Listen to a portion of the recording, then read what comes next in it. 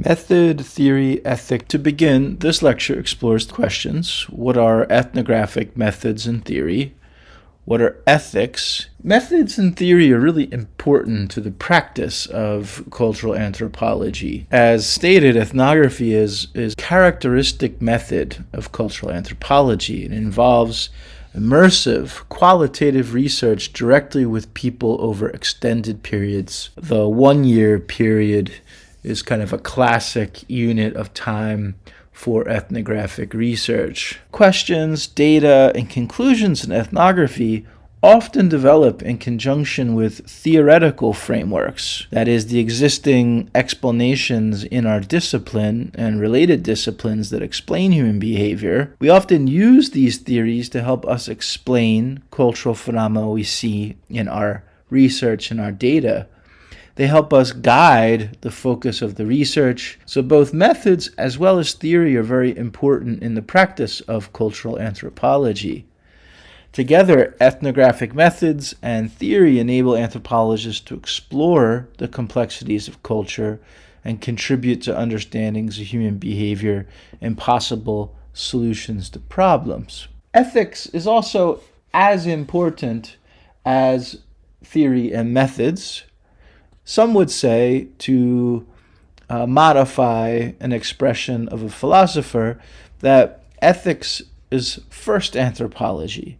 That is, it's not something we apply to an existing anthropology or an existing anthropological research project, but ethics, the consideration of principles of good and right, that should be one of the very first steps in thinking about human diversity and thinking about how we're going to research human cultural diversity and what it is about that cultural diversity that we are going to research. This is kind of this idea of ethics as first anthropology.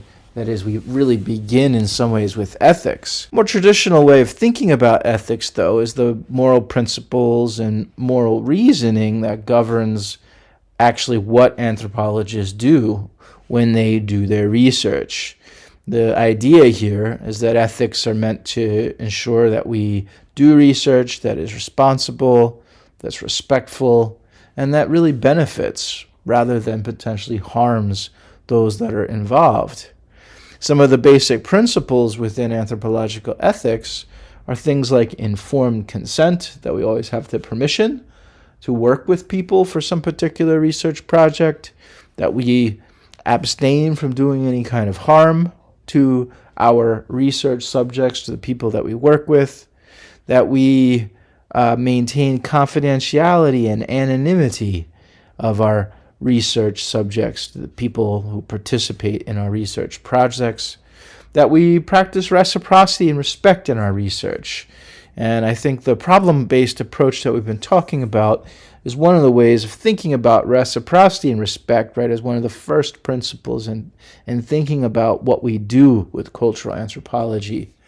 And then finally, transparency and accountability, that we're not secretive about what we're doing, that we maintain transparency to the world about our research process and our conclusions and so on, and that we allow for accountability from other stakeholders, partners, and the broader public for what our research is and does. So ethics really emphasizes the importance of protecting the dignity, the rights, and the welfare of research participants, and encourages anthropologists to reflect critically on what their responsibilities are throughout that whole research process. So to conclude, we've been talking a little bit about the role of methods and theory in cultural anthropology, how we get our data, how we get our observations on the one hand, and then how we explain them on the other in terms of the theories of our field and related fields. Talked a little bit about ethics in research, ethics as a part of the research process, but also something that feeds into the very determination of what it is we're researching, what good research is in a kind of definitive sense.